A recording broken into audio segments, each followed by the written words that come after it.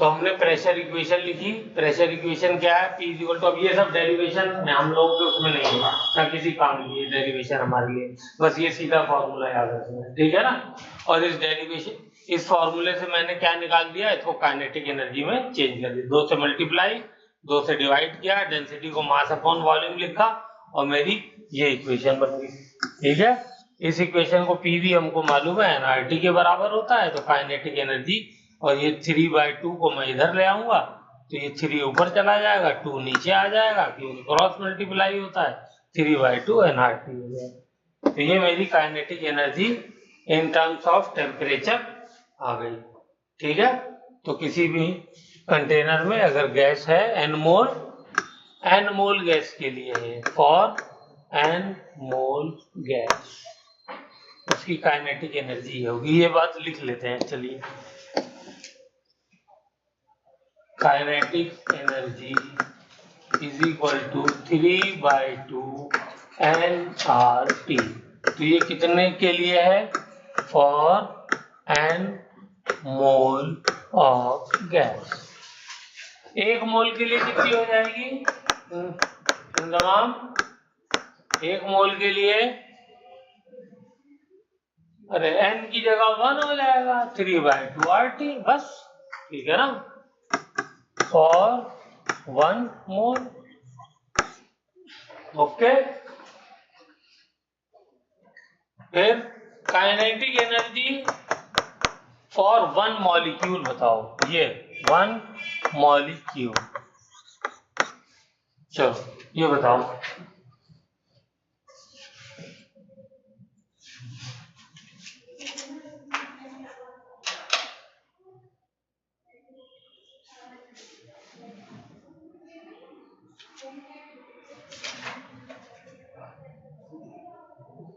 कौन बताएगा 1 मॉलिक्यूल की काइनेटिक एनर्जी?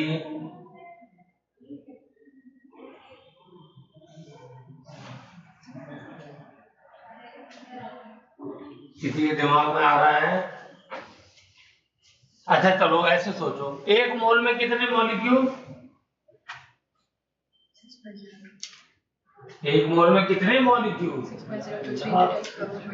एवोगैड्रो नंबर ना, 6.023 इंटू 10⁻23।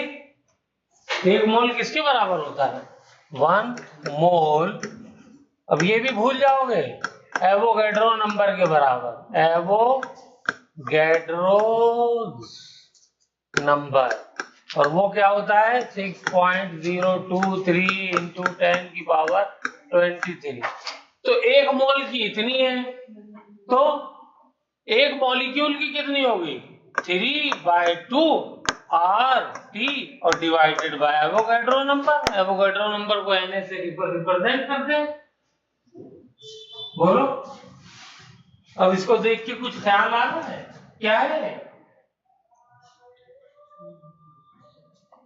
हाँ भाई सागर, कुछ आ रहा है दिमाग में? हर लेक्चर में बता रहा हूं मैं और तब भी दिमाग में नहीं आ रहा है। चलो दोबारा लिखता हूं, शायद अब आ जाए। 3/2 R upon Na into T। अब आया कुछ?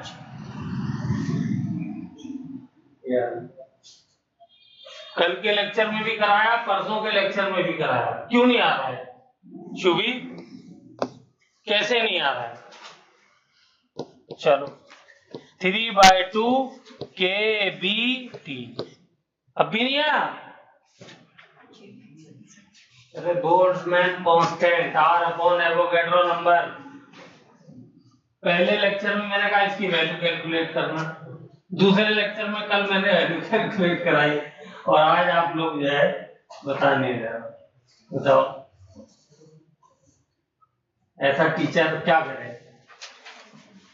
बोल्ट्जमैन कांस्टेंट आ जाएगा फॉर 1 मॉलिक्यूल, तो 1 मॉलिक्यूल के लिए बोल्ट्जमैन कांस्टेंट ही तो यूज करना होता है।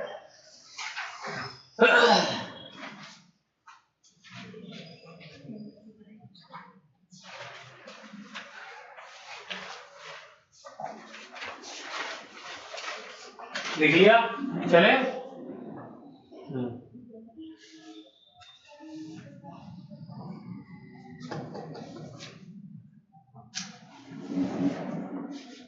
क्या वैल्यू आई थी केबी की? मुस्कान बताओ।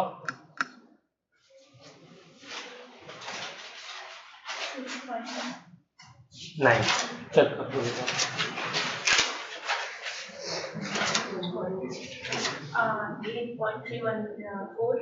1.38 हाँ 1.38 इंटू 10 की पावर -23 ठीक है।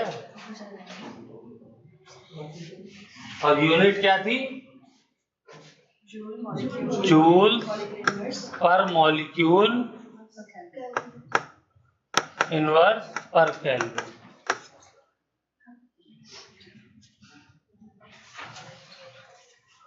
बोलो इंतजाम तुम्हें भी याद नहीं आया? 3 दिन से लगातार यही चीज पढ़ा तो भूल जा रहे। चलो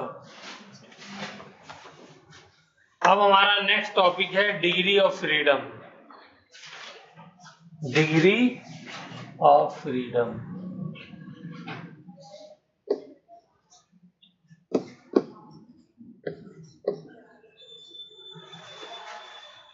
ठीक है।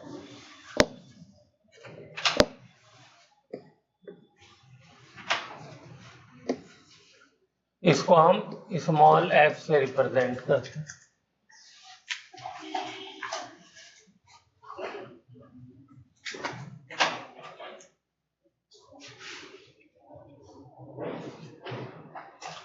तो इसके अंदर डिग्री ऑफ फ्रीडम में जो गैसेस होती हैं हम उनका ये पढ़ेंगे कि इनको मोशन करने का कितना फ्रीडम है।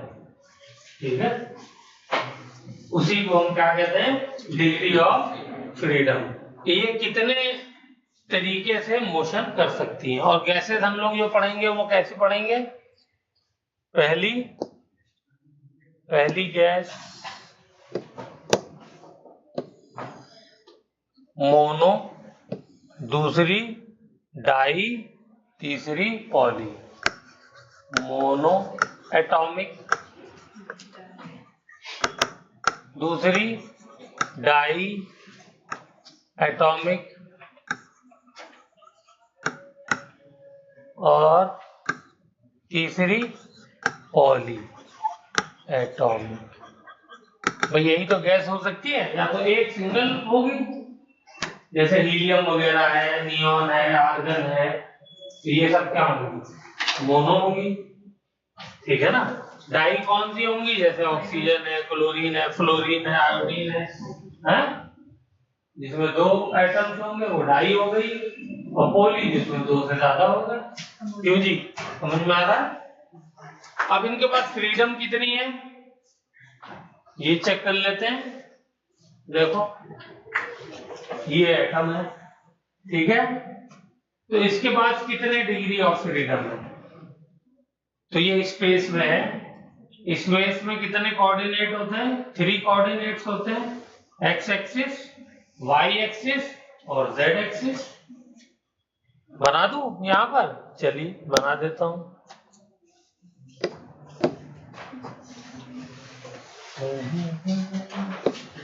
ये हो गया।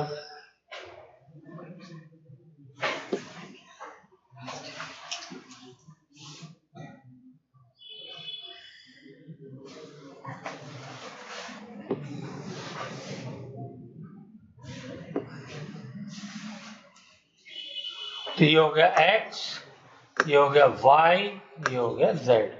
एक्स वाई तो इसी प्लेन की जो हमारा बोर्ड है इसके प्लेन में है, और ये जेड बाहर आ रहा है।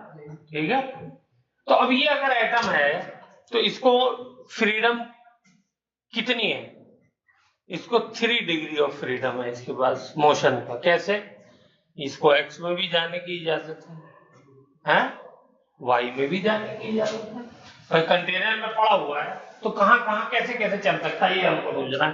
तो एक्स में चल रहा है, वाई में चल रहा है और जेड में भी चल रहा है। भाई कंटेनर तो 3 डायमेंशनल होता है ना, तो वाई में भी चल सकता है। ठीक है, तो इसलिए इसके पास कितने डिग्री ऑफ फ्रीडम है? 3। रोटेट भी तो कर सकता है, ये भी तो डिग्री ऑफ फ्रीडम है। लेकिन ये एटम है और इसका साइज क्या है 10⁻⁻10 है। तो इसके अंदर से कोई एक्सिस अगर पास हो रहा है, रोटेशनल मोशन आ गया, और ये उसके एक्सिस के अलाउंग रोटेट कर रहा है। मान लो ये नन्हा सा एटम है, ये रहा एटम, कहाँ गया, ये रहा, ठीक है। तो ये इतना छोटा है, इसका रेडियस, रोटेशनल इनर्शिया क्या होता है mr², ठीक है ना। तो आज इसका इतना छोटा है कि उसकी वजह से, रोटेशन की वजह से कोई भी फर्क नहीं पड़ेगा। आज को हम अप्रोक्सीमेटली 0 ले सकते हैं, ठीक है ना। तो यहाँ पे सिर्फ 3 डिग्री ऑफ फ्रीडम होंगे, और ये डिग्री ऑफ फ्रीडम जो लाइन में जा रहा है, एक्स में गया, जेड में गया और वाई में गया, इनको हम कहते हैं ट्रांसलेशन, क्योंकि सीधे सीधे जा रहे हैं ना, इसमें कोई रोटेशन का काम नहीं हुआ है। तो जो लीनियर मोशन होता है इसको क्या कहते हैं, ट्रांसलेशनल मोशन। तो ये कहलाएगा translational degree of freedom, translational degree of freedom. कितने हैं इसके पास, 3। रोटेशनल डिग्री ऑफ फ्रीडम कितने हैं, 0, ठीक है। क्योंकि इसके रोटेशन का कोई मतलब नहीं है।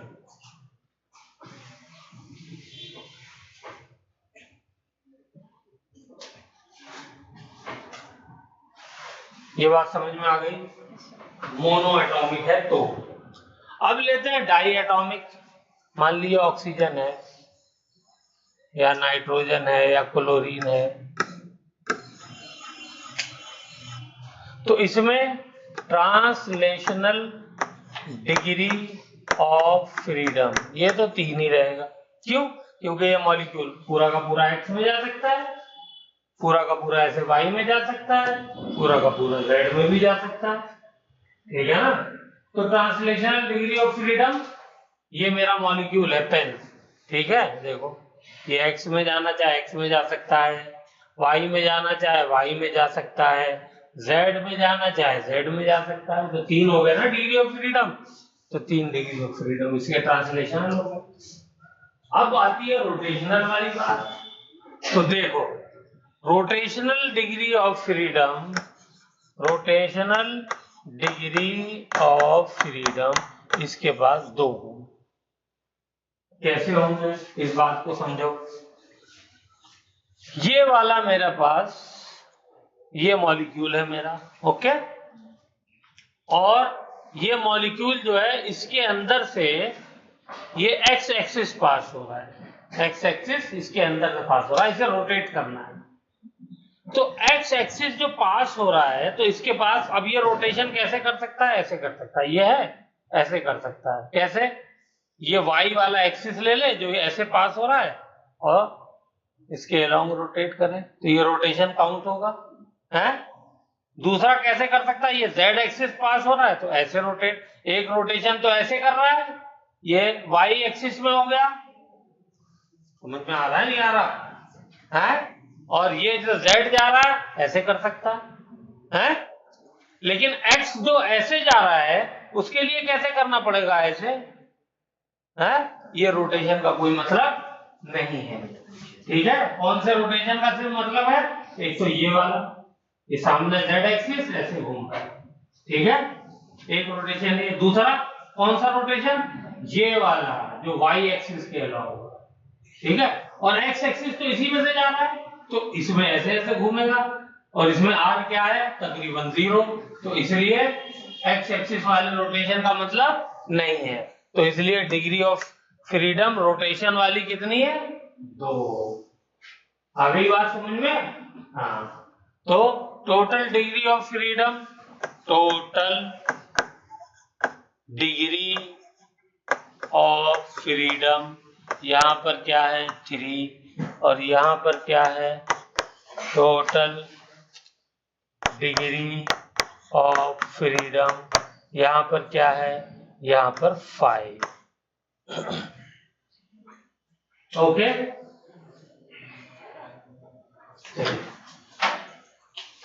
ये डायग्राम बनाओ, सब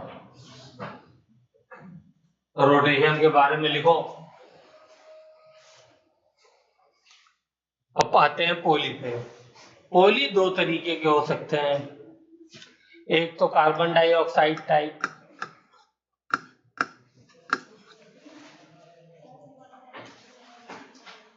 एक कार्बन डाइऑक्साइड टाइप, और दूसरे कैसे हो सकते हैं? दूसरे कार्बन डाइऑक्साइड टाइप का मतलब क्या है, लीनियर, स्ट्रेट लाइन में है पूरा मॉलिक्यूल, ठीक है, बॉन्ड एंगल 180 डिग्री है। दूसरा कैसा हो सकता है, वाटर टाइप, H2O, ये नॉन लीनियर है, ठीक है ना। सल्फर डाइऑक्साइड ले लीजिए,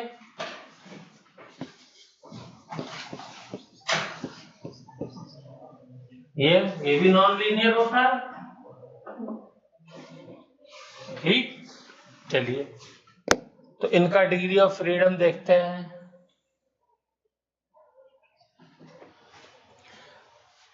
तो लीनियर वाले के लिए ट्रांसलेशनल भी 3 होंगे, रोटेशनल भी 2 होंगे, टोटल 5 होंगे, बिल्कुल सेम डिट्टो। इसके डाई एटॉमिक, बिल्कुल ऐसे ही समझ लो ना।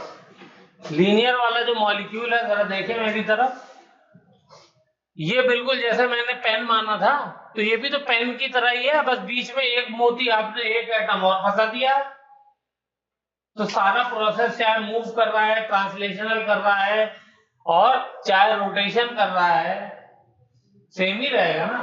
दो ही ऑप्शन है इसके बाद रोटेशन करने के, या तो ऐसे रोटेट करें और या फिर ऐसे रोटेट करें, ठीक है ना। ऐसे कर रहा है, इसका मतलब ये वाई एक्सिस के अलोंग कर रहा है, ऐसे रोटेट कर रहा है, और अगर ऐसे रोटेट कर रहा है, इसका मतलब जेड के कर रहा है, ठीक है। और बाकी एक्स वाला रोटेशन काउंट नहीं होगा क्योंकि वो इसी के अंदर से पास हो रहा है। तो ये same diatomic, same as diatomic, ठीक है।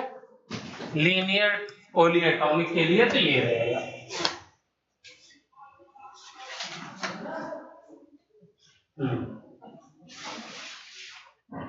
अब आते हैं ये जो बैंड वाला है,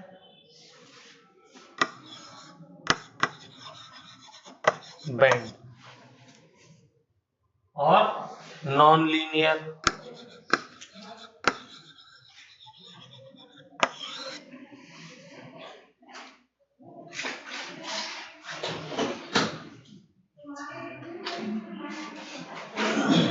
ठीक है, नॉन लीनियर।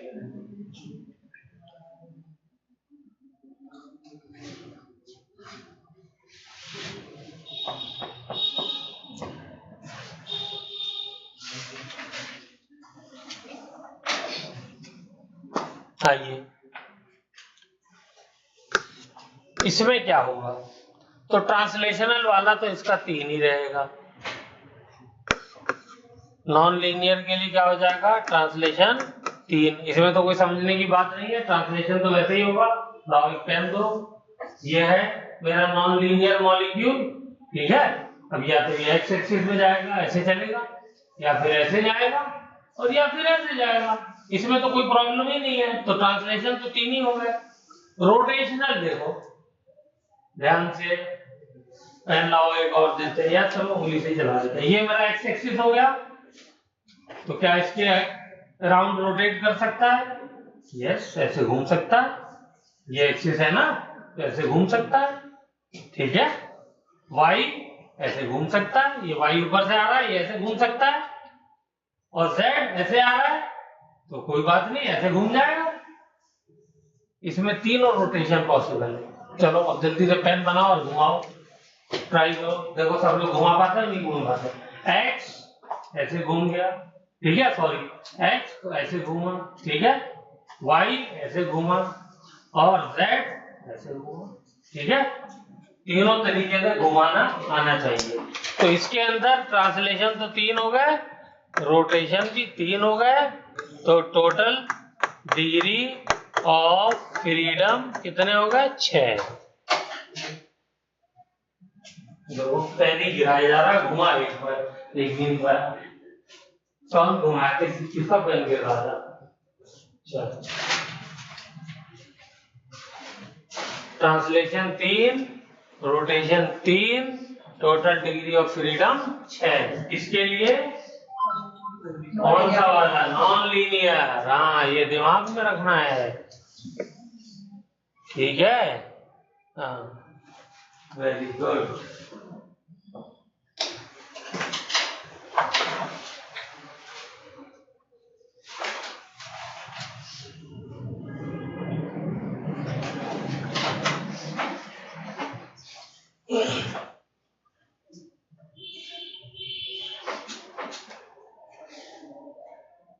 ठीक है, ओके सर। एक और होता है डिग्री ऑफ फ्रीडम, उसको जिक्र नहीं करते हैं, लेकिन पिछली बार क्वेश्चन उस पर आ गया नीट में, यानी पिछली बार क्या, अभी जो मई में हुआ है, दैट वाज वाइब्रेशनल। देखो, ट्रांसलेशन वाले के लिए हम लोग लिखते हैं FT, ठीक है। रोटेशनल वाले के लिए लिखते हैं FR, ओके। और वाइब्रेशन वाले के लिए लिखते हैं FV। तो vibrational degree of freedom,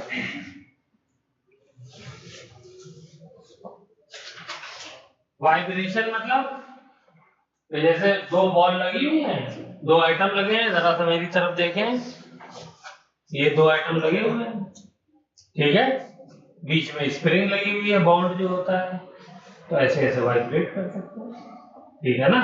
this is called vibrational degree of freedom, ठीक है।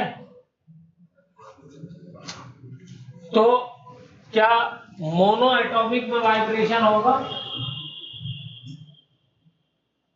वहां पे तो कोई, भाई जोड़ने के लिए कम से कम 2 आइटम चाहिए ना, वहां कहां से वाइब्रेशन होगा, ठीक है। तो vibrational degree of freedom mono atomic के लिए 0, ठीक है। इसके अंदर होगा, यस, भाई 2 आइटम लगे हुए हैं, ऐसे ऐसे वाइब्रेट करते रहेंगे आइटम, तो ठीक है ना, वाइब्रेशन रहेगा। तो इसमें डिग्री ऑफ फ्रीडम 1 होता है वाइब्रेशन। अगर वाइब्रेशन को मिला करके आप डिग्री ऑफ फ्रीडम टोटल पूछेंगे तो 5 और 1 6 हो जाएगा, ठीक है। इस बात को दिमाग में रखना है, और इस वाले को खाली याद कर लीजिए आप। इसमें बैंड वाले में वाइब्रेशनल होते हैं, ठीक है, 4, और सॉरी, बैंड वाले में कह रहा हूं, लीनियर वाले में, और बैंड वाले में होते हैं 3, ठीक है। चलो एक फॉर्मूला भी बता देता हूं,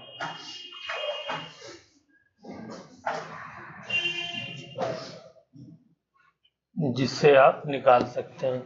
फॉर्मूला है वाइब्रेशनल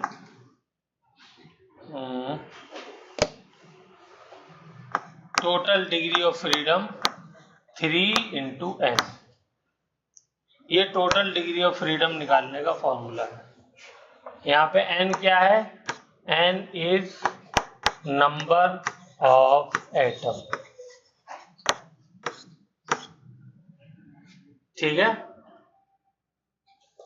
तो वाइब्रेशनल डिग्री ऑफ फ्रीडम कैसे निकलेगा? वाइब्रेशनल डिग्री ऑफ फ्रीडम निकलेगा, यहां पे लिख देता हूं, F टोटल माइनस, ये टोटल है, total minus F translational translational minus F rotational. ठीक है, वाइब्रेशनल कैसे निकलेगा?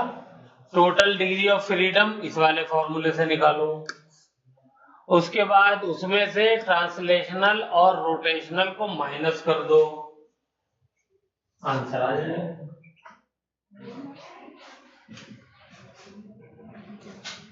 और यहाँ पे n क्या है? n है नंबर ऑफ एटम। तो मुझे बताइए इस फॉर्मूले से मोनो एटॉमिक के लिए F टोटल कितना आया? n की वैल्यू कितनी है मोनो एटॉमिक के लिए?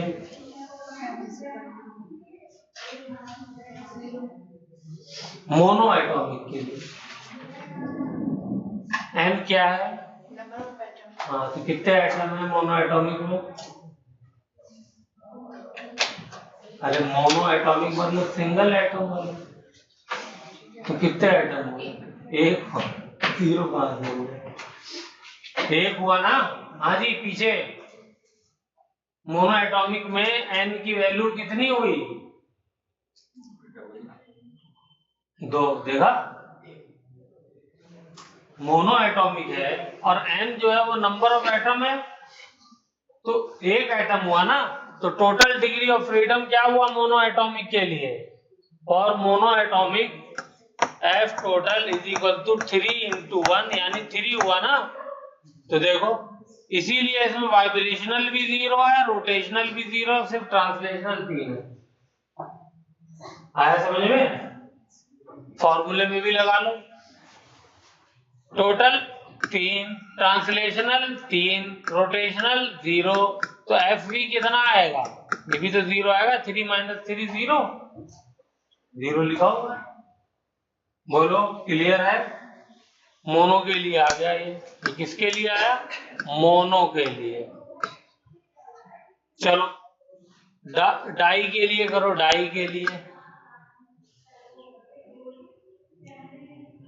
टोटल कितना है? एफ टोटल डाई के लिए, एफ टोटल डाई के लिए 3, n की वैल्यू 2, तो कितना आ गया? 6 आ गई ना। तो बस वाइब्रेशनल चेक करो कितना हो जाएगा? 6 माइनस ट्रांसलेशनल है 3, रोटेशनल है 2, तो -3 - 2 5, -5 तो 1 बचा। Degree of freedom for vibrational 1। देखो 1 ही तो लिखा हमने, ठीक है। अब फटाफट इसके लिए करो, पोली एटॉमिक के लिए। For poli atomic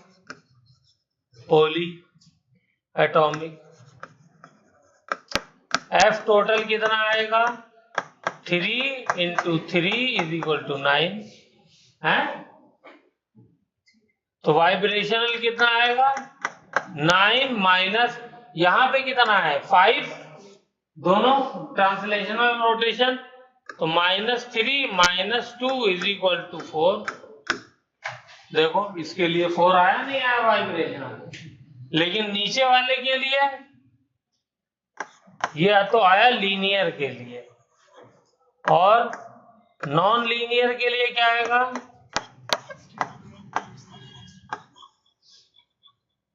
non linear के लिए 9 - 3 = 3। देखो 3 आया, ठीक है। एनसीईआरटी लाई हो तुम? नहीं लाई, चलो। उसमें एक फॉर्मूला दिया हुआ है, होमवर्क में लिखो। चलो खोलो, kinetic theory of gases physics वाला खोलो, उसमें टाइम लगेगा, या होमवर्क में लिखो, ठीक है। वाइब्रेशनल फ्रीक्वेंसी का फॉर्मूला लिखा हुआ है डिग्री ऑफ फ्रीडम का, वो आपको घर से लिख करके लाना है।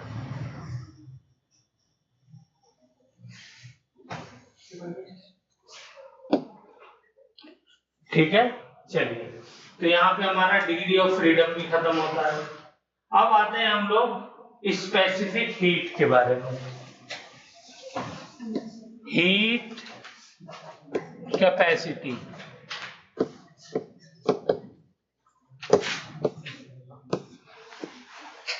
इसको C से रिप्रेजेंट करते हैं।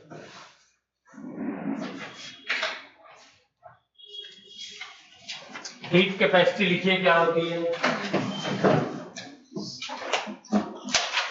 Amount of heat required, amount of heat required to raise the temperature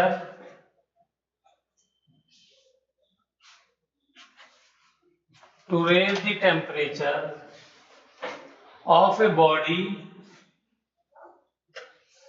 by 1 degree centigrade। ठीक है, तो क्या फॉर्मूला इसका बन जाएगा?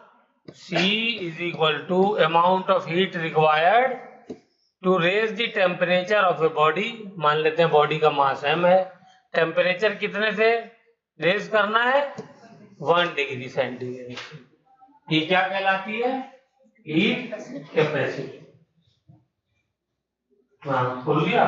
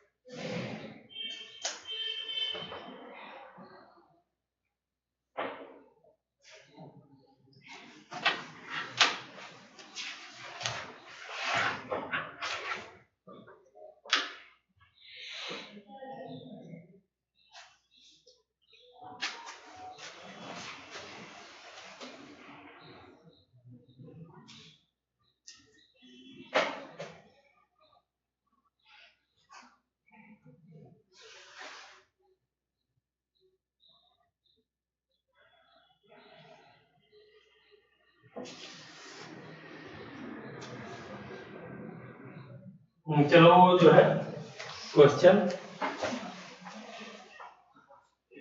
उसको डिस्कस करेंगे, अभी छोड़ देते हैं उसे।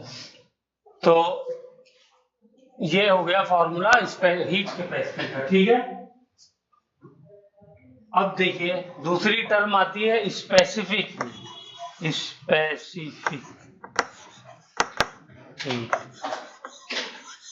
कैपेसिटी। इसको हम लोग स्मॉल c से रिप्रेजेंट करते हैं। इसमें क्या है? इसमें तो कोई भी बॉडी थी, कोई भी मास था उसका, ठीक है। बड़ी बॉडी हो, छोटी हो, उसका कोई भी मास हो, ऊपर वाला फॉर्मूला तो उसके लिए। लेकिन नीचे वाले फॉर्मूले में क्या किया है हमने कि मास को फिक्स कर दिया है फॉर 1 ग्राम। यानी जो भी आप बॉडी ले, कोई भी मटेरियल लीजिए, उसका कितना वेट लेना है, मास लेना है 1 ग्राम। तो उस 1 ग्राम को कितनी हीट चाहिए कि उसका टेम्परेचर 1 डिग्री सेंटीग्रेड इंक्रीज कर जाए या 1 केल्विन इंक्रीज कर जाए, एक ही बात है, ठीक है ना। हाँ, जब डिफरेंस होता है तो वो केल्विन में लिखो, डिग्री सेंटीग्रेड में लिखो, दोनों सेम होता है डिफरेंस, ठीक है ना। तो इसकी डेफिनेशन भी चाहे तो लिख लीजिए, amount of heat required to raise the temperature by 1 degree centigrade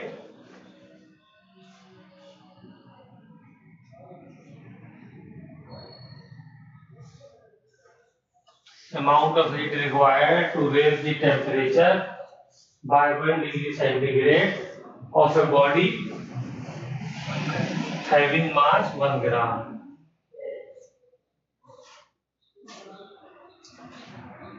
बस एक ही बात डिफरेंट आई है ऊपर वाले से, कि इसमें मास हमने क्या कर दिया है 1 ग्राम कर दिया, ठीक है। तो जब ये आ गई है तो एक और लिख लेते हैं, केमिस्ट्री में काम आएगी है क्या, CM मोलर। ये क्या हो जाएगी, ये 1 मोल आप कोई भी बॉडी का लेंगे यानी कोई भी सब्सटेंस लेंगे, उसको रेज करने में जो हीट चाहिए वो मोलर हीट कैपेसिटी कहलाती है।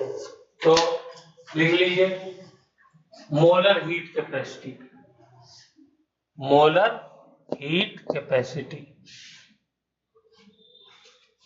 Molar heat capacity.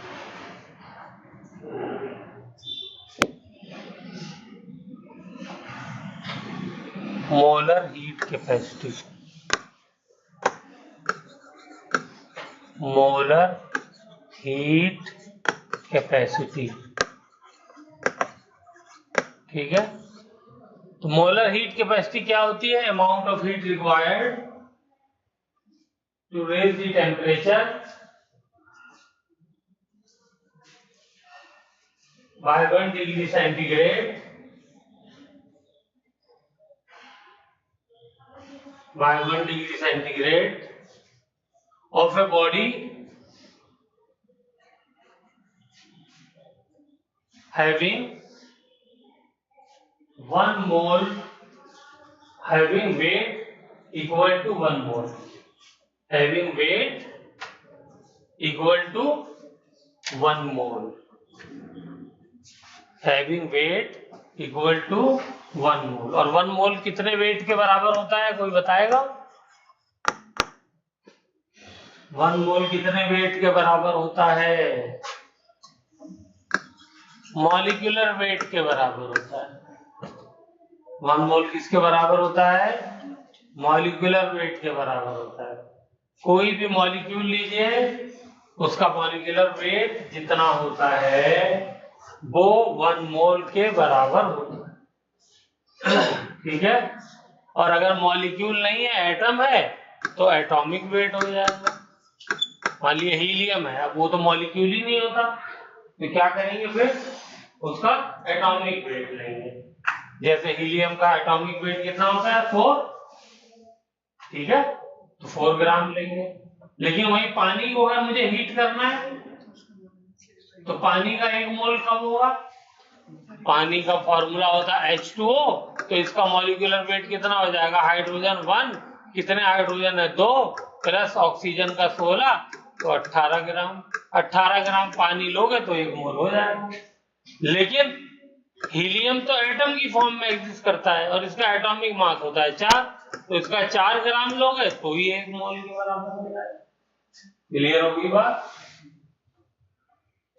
तो मोलर हीट कैपेसिटी भी हम लोगों को आ गई, ठीक है। अब तीसरी एक और टर्म लिखिए, क्या लिखना है वो, C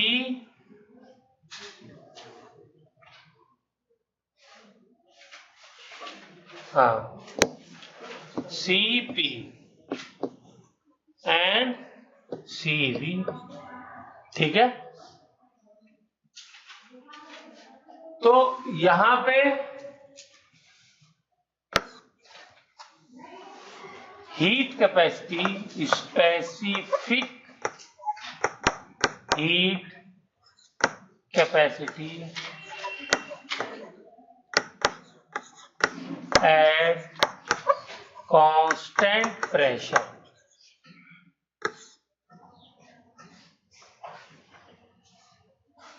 ठीक है। ये क्या कहलाएंगी, CP कहलाएंगी। प्रेशर को चेंज नहीं होने दिया। और CV क्या हो जाएगी, एट, यही सेम चीज लिख लो, खाली लास्ट में क्या लिखना है, एट कांस्टेंट वॉल्यूम लिख लेना, ठीक है। Specific heat capacity at constant volume.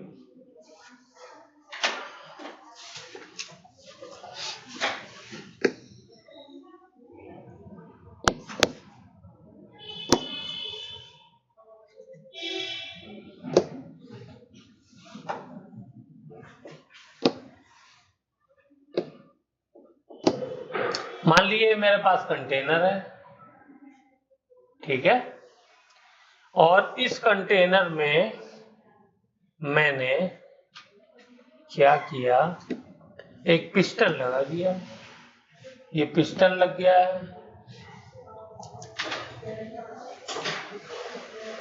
ये पिस्टन मूवेबल है,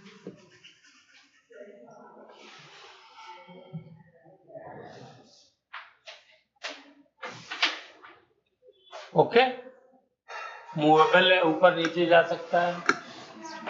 बाहर जो है वो एटमॉस्फेरिक प्रेशर है, बाहर क्या है, एटमॉस्फेरिक प्रेशर है,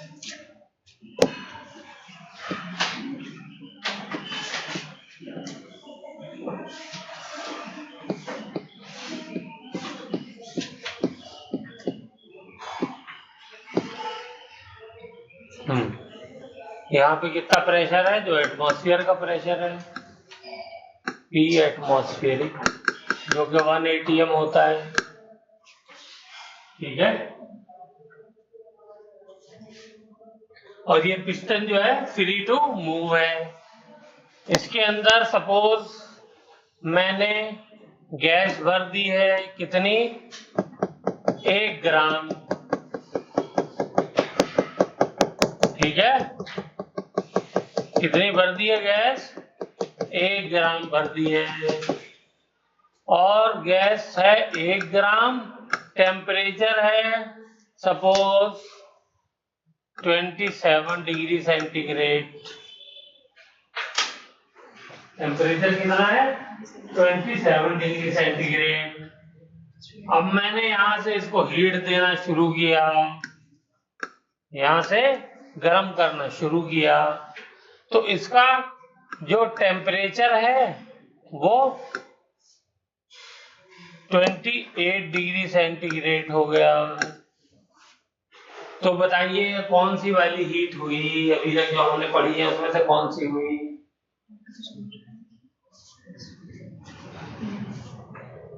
अभी तक जो हमने पढ़ी है स्पेसिफिक हीट, वो कौन सी वाली हुई है, कौन सी स्पेसिफिक हीट कौन सी वाली हुई, खाली स्पेसिफिक या कुछ और भी,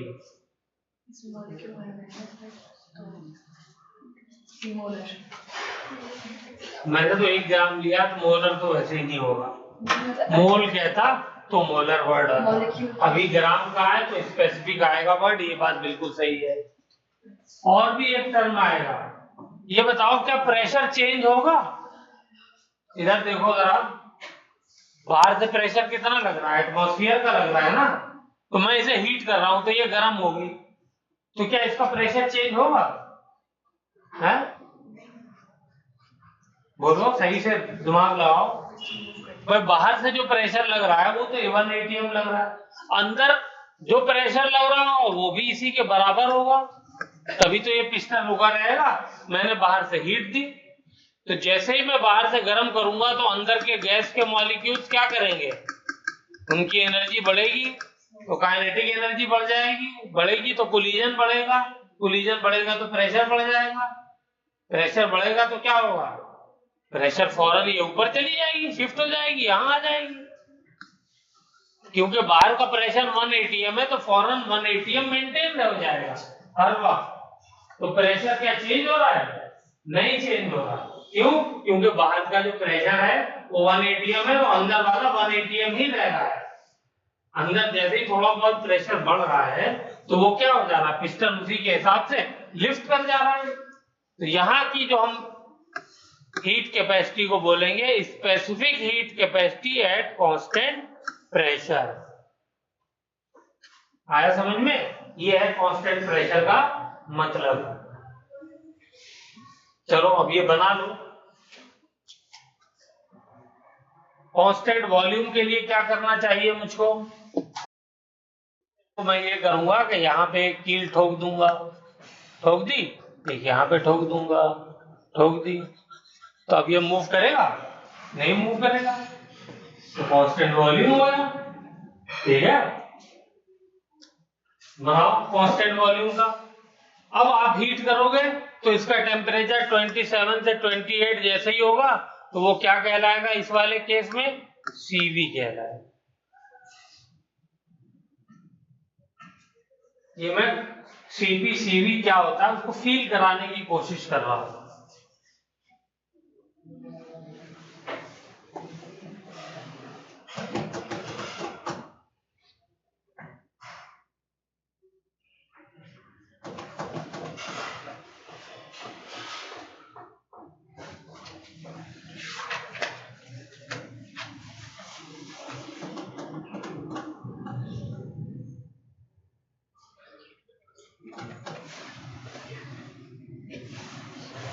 ठीक है, लिख लिया।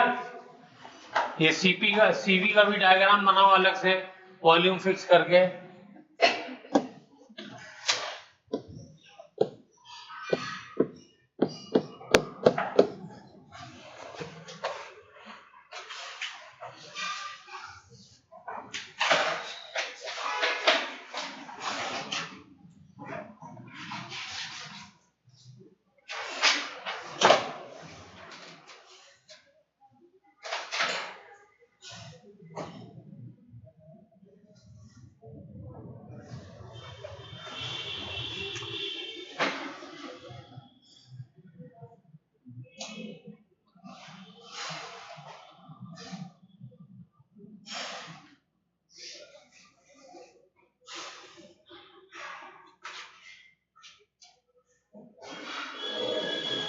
हो गया।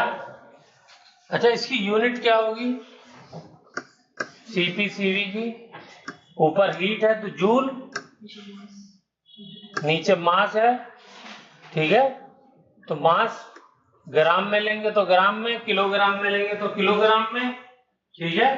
और टेम्परेचर नीचे केल्विन में, ये यूनिट हो जाएगी, ठीक है ना। और अगर मोल में लिया था तो क्या हो जाएगी, जूल पर मोल पर केल्विन, ठीक है। तो ये दिमाग में रहना चाहिए कि हम कौन से वाले की बात कर रहे हैं।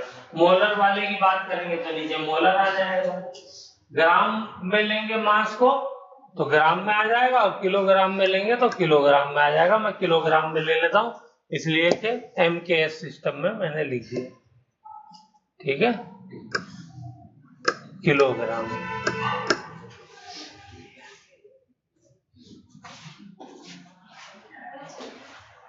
अब देखिए ये एक रिलेशन होती है, इसको याद कर लीजिए, इंपॉर्टेंट रिलेशन है। क्या है, CP minus CV is equal to R, ठीक है। And this is called Mayer's equation. Mayer's equation क्या कहलाती है, मेयर्स इक्वेशन, यानी specific heat capacity at constant pressure में से specific heat capacity at constant volume को माइनस किया जाए तो R यानी यूनिवर्सल गैस कांस्टेंट की वैल्यू आती है, ठीक है। तो ये आपको सीधे सीधे याद में रहना चाहिए फॉर्मूला। दूसरा एक फॉर्मूला बहुत इंपॉर्टेंट, क्या है, CV is equal to F,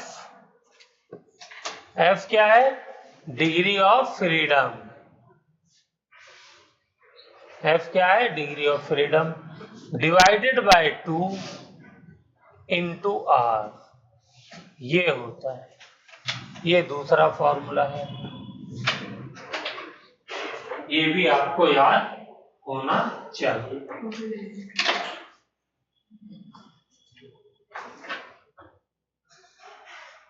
total आएगा ना? टोटल आएगा ना? Yes, F total.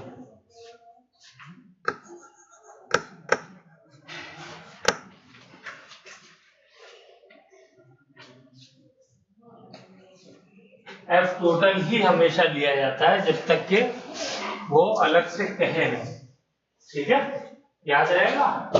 तीसरा एक और फॉर्मूला है गामा। क्या है? गामा। गामा होता है Cp अपॉन Cv। गामा क्या होता है? Cp upon Cv। ये होता है।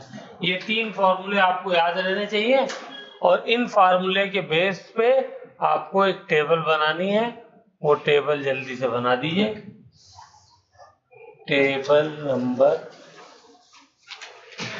1।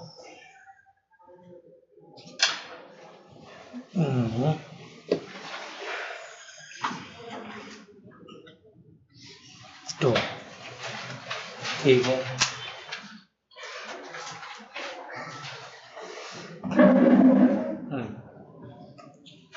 ये है मोनो एटॉमिक, ये है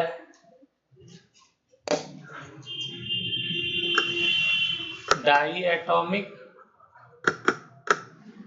और ये है पॉली एटॉमिक।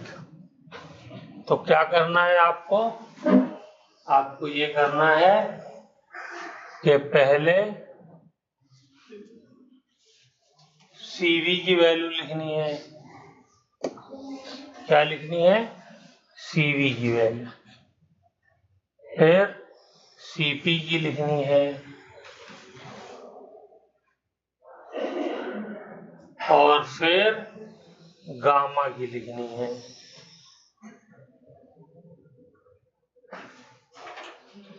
चलिए, तो यहां पे लिखिए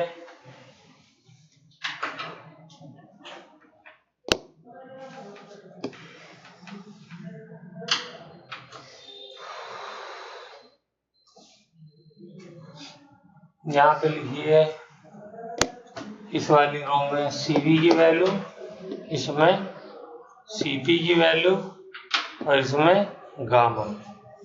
फॉर्मूला मैंने पीछे बता दिया है, फटाफट मुझे लिख करके बताइए एक मिनट में।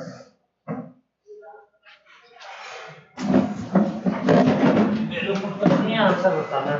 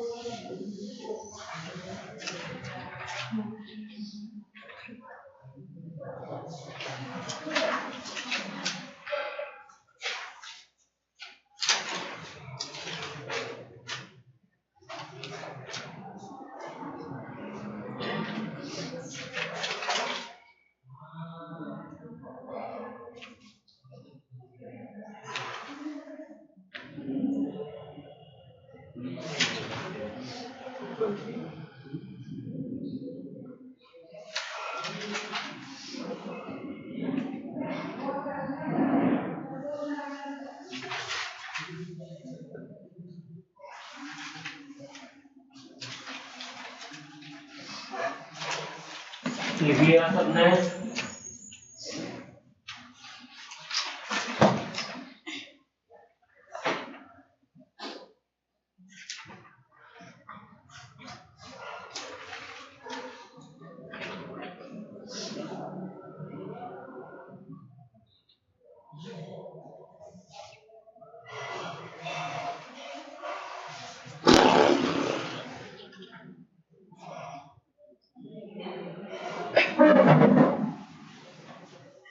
Cv का फॉर्मूला क्या बताया था?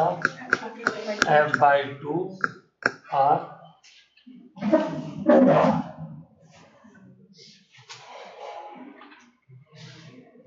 मोनो के लिए क्या आया?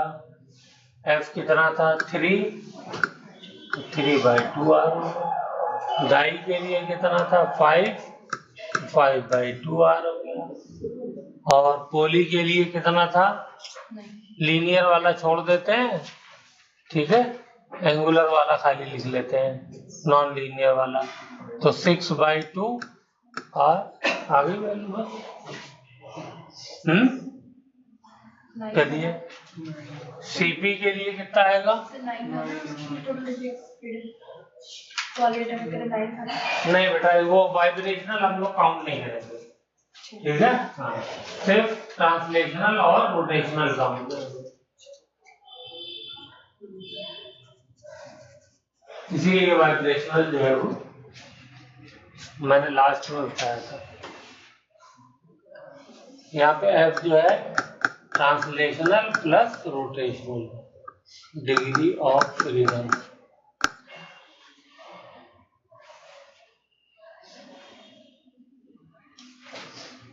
सीपी की वैल्यू बताइए क्या हो जाएगी?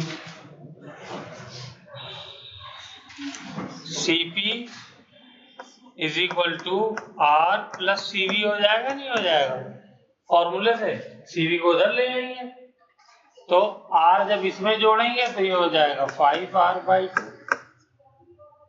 और इसमें आर जोड़ेंगे तो हो जाएगा 7r/2 और इसमें जोड़ेंगे तो ये हो जाएगा 4r, ये 3r हो गया है, 4r हो जाएगा। आ गया? और गामा क्या था? गामा जो है वो CP/CV होता है। ये गामा जो है एडिएबैटिक कांस्टेंट कहलाता है, एडिएबैटिक कांस्टेंट, एडिएबैटिक कांस्टेंट।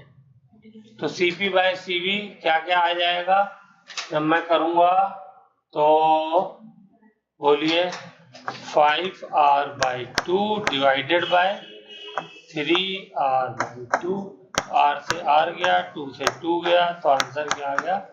5/3। यहाँ पे क्या आ जाएगा? 7/5। ओके, और यहाँ पे क्या आ जाएगा? 4/3।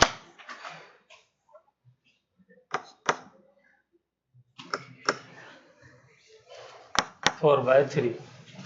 5/3 कितना होता है? कैलकुलेट करो। 5/3 5 3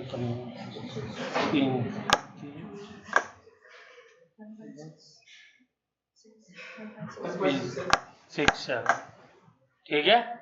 चलिए, और 7/5 1.4 और 4/3 1.3, हाँ 3। चलिए, तो यहां से कभी कभी उसने क्वेश्चन में ये भी पूछा हुआ है कि गामा की वैल्यू का ऑर्डर बताइए। तो गामा की वैल्यू का ऑर्डर क्या है? मोनो के लिए सबसे ज्यादा,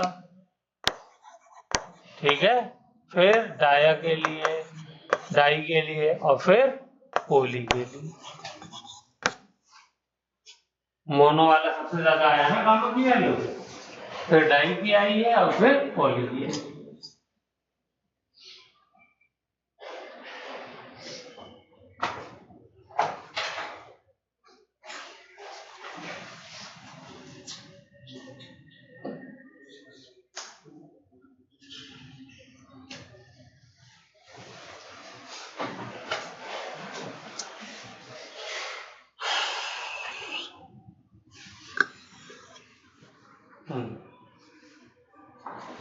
पिछले साल उसने ये पूछ लिया था कि ये जो एडियाबैटिक कांस्टेंट है गामा, इसका वाइब्रेशनल डिग्री ऑफ फ्रीडम से क्या रिलेशन है? ये क्वेश्चन डायरेक्ट पूछा था। तो ये फॉर्मूला क्योंकि एनसीईआरटी में दिया हुआ है तो इसलिए आप लोगों को पता होना चाहिए। तो vibrational degree of freedom 4 plus FV और divided by 3 plus FV। Yes, ये जो स्टूडेंट आए हैं घर जा रहे हैं, उनको बोलिए अभी आ रहे हैं।